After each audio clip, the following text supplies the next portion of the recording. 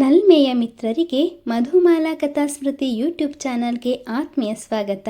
ಋಣಾನುಬಂಧ ಭಾವನೆಗಳ ಬಲೆಯೊಳಗೆ ಸಂಚಿಕೆ 53.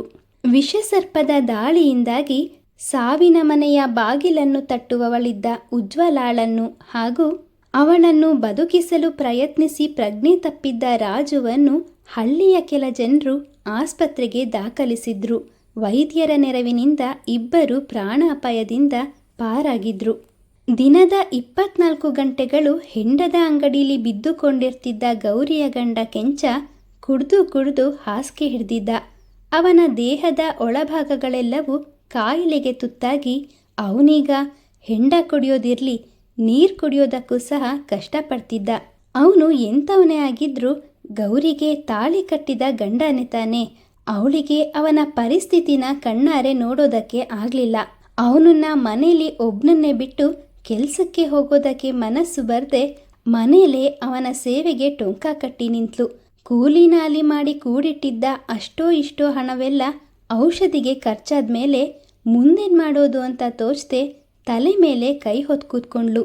ಇತ್ತ ಉಜ್ವಲಾಳನ್ನು ನೋಡುವುದಕ್ಕೆ ಅಂತ ಬಂದಿದ್ದ ರಾಜುವನ್ನು ಕುರಿತು ಸರ್ವಮಂಗಳ ಗೌರಿ ಬಗ್ಗೆ ವಿಚಾರಿಸಿದಾಗ ತನ್ನ ತಂದೆ ಹಾಸಿಗೆ ಹಿಡಿದು ಮಲಗಿರೋದು, ಅವನನ್ನ ನೋಡ್ಕೊಳ್ಳೋದಕ್ಕೆ ಅಮ್ಮ ಕೆಲಸಕ್ಕೂ ಹೋಗದೆ ಮನೆಯಲ್ಲೇ ಕಷ್ಟಪಡ್ತಾ ಇರೋ ವಿಷಯವನ್ನೆಲ್ಲ ಹೇಳಿದಾಗ ಸರ್ವಮಂಗಳನಿಗೆ ಗೌರಿಯ ಪರಿಸ್ಥಿತಿ ನೆನೆದು ಕರುಳು ಹಿಂಡಿದಂತಾಯ್ತು. ಆ ಕ್ಷಣವೇ ಮಕ್ಕಳು ಜೊತೆಗೆ ಗೌರಿ ಮನೆಯ ಕಡೆಗೆ ಧಾವಿಸಿದ್ಲು. ಗೌರಿಯ ಗಂಡನ ಪರಿಸ್ಥಿತಿ ಕಂಡು ಅವಳ ಮನ ಮಮ್ಮಲ ಮರುಗಿತ್ತು. ತನ್ನ ಮನೆ ಬಾಗಿಲಿಗೆ ಬಂದ ಸರ್ವಮಂಗಳನನ್ನು ಕಂಡ ಗೌರಿ, ಅಕ್ಕೋರೆ ನೀವ್ಯಾಕೆ ಇಷ್ಟು ದೂರ ಬರೋಕೋದ್ರಿ? ರಾಜು ಹತ್ರ ಕಳಿಸಿದ್ರೆ ನಾನೇ ಬರ್ತಿದ್ನಲ್ಲ ಅಂದ್ಲು. ತಾನಿರೋ ಪರಿಸ್ಥಿತಿಲಿ ಸರ್ವಮಂಗಳ ತನ್ನ ಮನೆಯ ಬಾಗಿಲಿಗೆ ಬಂದಿರೋದು ಗೌರಿಗೆ ಕಸಿವಿಸಿಯಾಯಿತು. ಯಾಕೆ ಗೌರಿ, ನೀನು ನನ್ನನ್ನು ಬಾಯಿ ಮಾತಿಗೆ ಮಾತ್ರನಾ ಅಕ್ಕ ಅಂತ ಕರೆಯೋದು? ನಾನಂತೂ ನಿನ್ನನ್ನು ನನ್ನ ಸ್ನೇಹಿತೆ, ನನ್ನ ಒಡ ಹುಟ್ಟಿದ ತಂಗಿ ಅಂತಾನೆ ತಿಳ್ಕೊಂಡಿದ್ದೀನಿ. ಇಷ್ಟೆಲ್ಲ ನೋವು ಒಬ್ಳೆ ತಿಂತಾ ಇದೆಯಲ್ಲ, ಒಂದೇ ಒಂದು ಮಾತು ಈ ಅಕ್ಕನ ಬಳಿ ಹೇಳ್ಕೊಳ್ಬೇಕು ಅಂತ ಅನ್ನಿಸ್ಲಿಲ್ವಾ? ಸರ್ವಮಂಗಳನ ಪ್ರಶ್ನೆಗೆ ಗೌರಿ ಬಳಿ ಉತ್ತರ ಇರಲಿಲ್ಲ. ಅವಳು ಅದು ಇದು ಅಂತ ತಡವರಿಸ್ತಿರುವಾಗಲೇ ಅವಳ ಗುಡಿಸಲ ಒಳ ಹೊಕ್ಕವಳು ಮಲಗಿದ್ದ ಕೆಂಚನನ್ನು ಕಂಡು, ಕೆಂಚಣ್ಣ, ನೀವು ನನಗಿಂತ ಹಿರಿಯರು, ನಿಮಗೆ ಬುದ್ಧಿ ಹೇಳುವಷ್ಟು ನಾನು ದೊಡ್ಡವಳಲ್ಲ. ಆದರೂ ಒಂದು ಮಾತು ಹೇಳ್ತಿದ್ದೀನಿ, ಗೌರಿ ನಿಮಗೆ ಬರೀ ಹೆಂಡತಿ ಮಾತ್ರ ಅಲ್ಲ, ತಾಯಿಯಷ್ಟೇ ಪ್ರೀತಿ ನೀಡಿ ನಿಮ್ಮನ್ನು ನಿಮ್ಮ ಮಗನನ್ನು ಸಾಕ್ತಾ ಇದ್ದಾಳೆ. ಆದರೂ ನೀವು ಅವಳಿಗೆ ಒಂದು ದಿನವೂ ಸುಖ ಕೊಡಲಿಲ್ಲ. ಕಷ್ಟದಲ್ಲೇ ಜೀವಿಸ್ತಾ ಇರೋ ಅವಳಿಗೆ ಇರೋ ಆಸ್ತಿ ಅಂದರೆ ನೀವು ಮಾತ್ರ.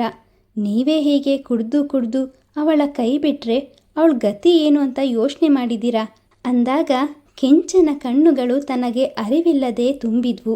ಮೊದಲ ಬಾರಿಗೆ ಗಂಡನ ಕಣ್ಣುಗಳಲ್ಲಿ ನೀರನ್ನು ಕಂಡ ಗೌರಿಗೆ ಸಹಿಸೋದಕ್ಕೆ ಸಾಧ್ಯ ಆಗಲಿಲ್ಲ.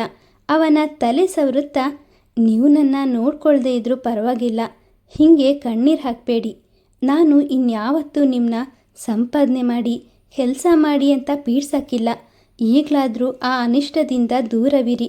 ನನ್ನ ಮಾಂಗಲ್ಯ ಭಾಗ್ಯನ ಕಿತ್ಕೋಬೇಡಿ, ನನ್ನನ್ನು ನಡು ನೀರಲ್ಲಿ ಬಿಟ್ಟು ಹೋಗಬೇಡಿ ಅಂತ ಅವನ ಕೈ ಹಿಡಿದು ಗೋಗರದ್ಲು. ಕುಡಿದು ಉಬ್ಬಿದ ಗಂಟಲಿನಿಂದ ಮಾತುಗಳೇ ಹೊರಬರಲಿಲ್ಲ. ಅವನು ಕೈ ಸನ್ನೇಲೆ ಗೌರಿಗೆ ಅಳಬೇಡ ಅಂತ ಸಮಾಧಾನ ಪಡಿಸ್ದ.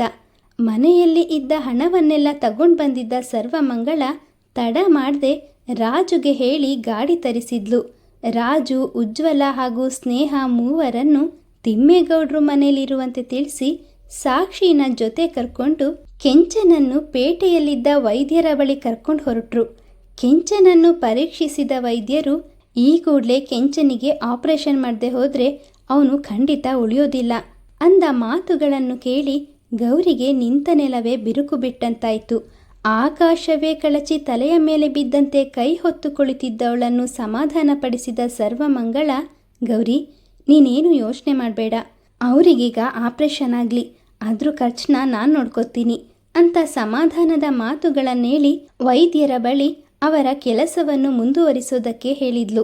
ವೈದ್ಯರು ಸರ್ವಮಂಗಳನ ಮಾತಿನಂತೆ ಕೆಂಚನಿಗೆ ಆಪರೇಷನ್ ಮಾಡೋದಕ್ಕೆ ಮುಂದಾದ್ರು. ಆದರೆ ಅವರು ಹೇಳಿದಷ್ಟು ಹಣ ಸರ್ವಮಂಗಳನ ಬಳಿ ಇರಲಿಲ್ಲ. ಸಹಾಯಕ್ಕಾಗಿ ತಿಮ್ಮೇಗೌಡರ ಬಳಿ ಹೋಗೋಣ ಅಂದ್ಕೊಂಡ್ರೆ ಈಗಾಗಲೇ ಅವರಿಂದ ಅವಳು ಸಾಕಷ್ಟು ಸಹಾಯವನ್ನು ಪಡ್ಕೊಂಡಿದ್ದು. ಇನ್ನೂ ಅವ್ರ ಬಳಿ ಹೇಗೆ ಕೇಳೋದು ಅಂತ ತಿಳಿದೆ ಮುಂದೇನು ಮಾಡಬೇಕು ಅಂತ ತೋಚ್ತಿದ್ದಾಗ ಅವಳಿಗೆ ಕಂಡಿದ್ದು ತನ್ನ ಕಿವಿಯಲ್ಲಿದ್ದ ಚಿನ್ನದ ಓಲೆಗಳು.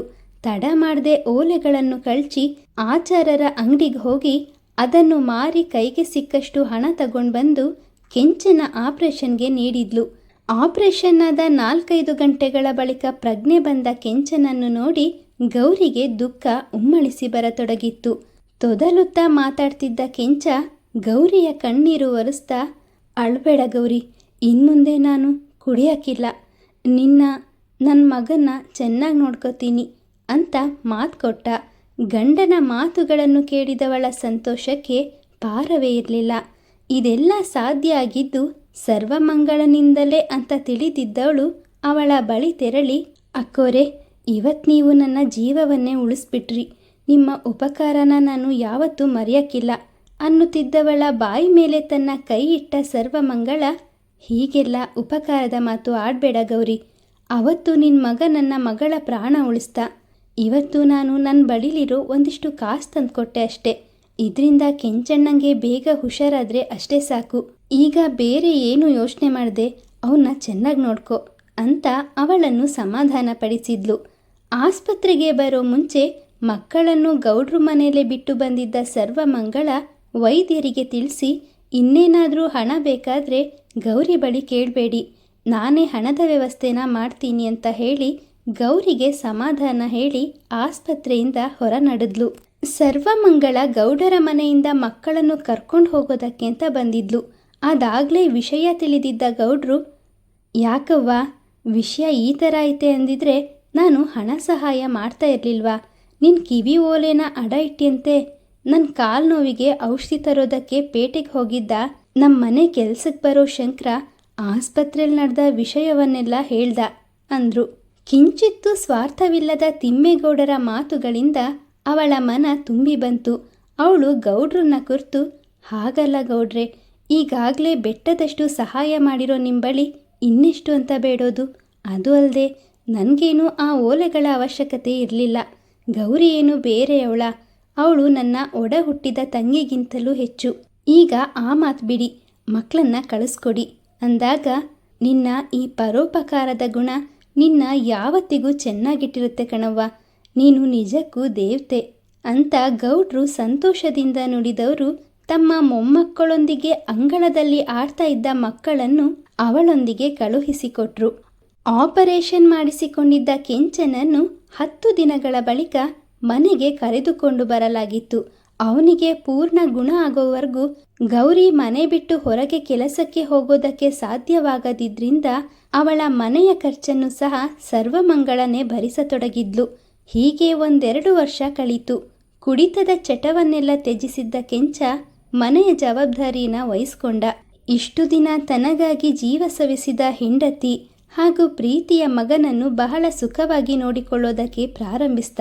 ಮೊದಲೆಲ್ಲ ತಮಗೆ ಸಹಾಯ ಮಾಡಿದ ತಿಮ್ಮೇಗೌಡರ ಋಣ ತೀರಿಸುವ ಸಲುವಾಗಿ ತನ್ನ ಕೈಲಾದ ಕೆಲಸಗಳನ್ನು ಮಾಡಿಕೊಡ್ತಾ ಇದ್ದ ಸರ್ವಮಂಗಳ ಸುಧಾಮನನ್ನು ಕಳೆದುಕೊಂಡ ಬಳಿಕ ಮನೆಯ ಆರ್ಥಿಕ ಪರಿಸ್ಥಿತಿನ ಸುಧಾರಿಸೋ ಸಲುವಾಗಿ ಗದ್ದೆಯ ಕೆಲಸಗಳಲ್ಲೂ ತನ್ನನ್ನು ತೊಡಗಿಸಿಕೊಂಡಿದ್ಲು. ದೇವರಿಗೆ ಅವಳನ್ನ ಪರೀಕ್ಷಿಸೋದ್ರಲ್ಲಿ ಅದೇನು ಸಂತೋಷನೋ. ಕಷ್ಟದ ದಿನಗಳೆಲ್ಲ ಕಳೆದು ಇದ್ದುದರಲ್ಲೇ ಜೀವನ ಒಂದು ಮಟ್ಟಿಗೆ ನೆಲೆ ಕಂಡ್ಕೊಳ್ತಿರುವಾಗಲೇ ಅವಳಿಗೆ ಮತ್ತೊಂದು ಬರಸಿಡಿಲು ಬಂದೆರಗಿತ್ತು. ರಾತ್ರಿ ಊಟ ಮುಗಿಸಿ ಕೋಣೆಯಲ್ಲಿ ಮಲಗಿದ್ದ ತಿಮ್ಮೇಗೌಡರು ಇದ್ದಕ್ಕಿದ್ದಂತೆ ಎದೆ ಹಿಡಿದು ಒದ್ದಾಡತೊಡಗಿದ್ರು. ಕೆಲವು ಸಮಯಗಳ ಹಿಂದಷ್ಟೇ ಚೆನ್ನಾಗಿ ಮಾತಾಡಿಕೊಂಡು ನಿದ್ರಿಸೋದಕ್ಕೆ ಹೋದವರು ಇದ್ದಕ್ಕಿದ್ದಂತೆ ಎದೆ ಹಿಡ್ಕೊಂಡು ನರಳುತ್ತಿರೋದನ್ನು ಕಂಡ ರತ್ನಮ್ಮನವರು ಗಾಬರಿಯಿಂದ ಮಗನನ್ನು ಕೂಗಿದ್ರು.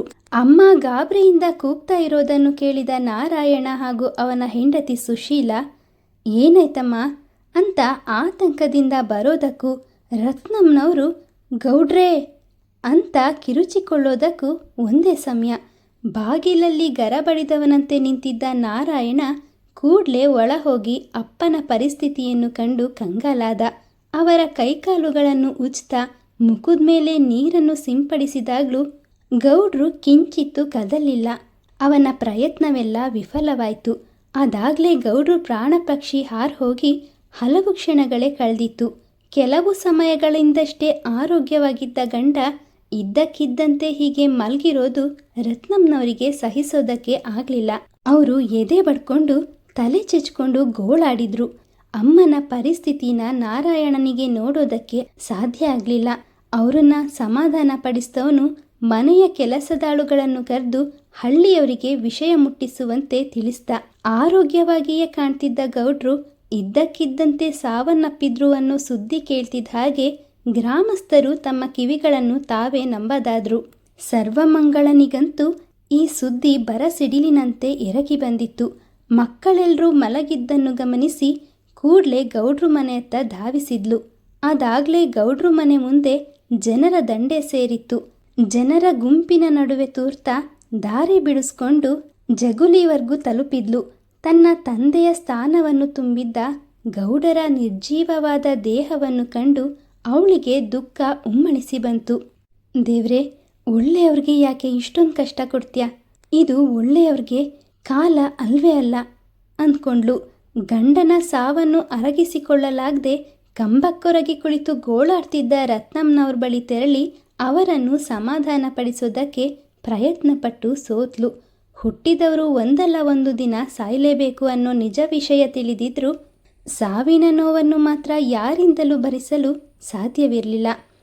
ಹಳ್ಳಿಯ ಜನಗಳನ್ನು ಮಕ್ಕಳಂತೆ ನೋಡಿಕೊಂಡು ಅವರ ಕಷ್ಟಕಾಲದಲ್ಲಿ ಸಹಾಯಕ್ಕೆ ನಿಲ್ತಿದ್ದ ತಿಮ್ಮೇಗೌಡರ ಸಾವಿನ ವಿಷಯವನ್ನು ಅರಗಿಸಿಕೊಳ್ಳೋದಕ್ಕೆ ಹಳ್ಳಿಯ ಜನಗಳಿಗೂ ಬಹಳ ದಿನಗಳೇ ಬೇಕಾಯಿತು.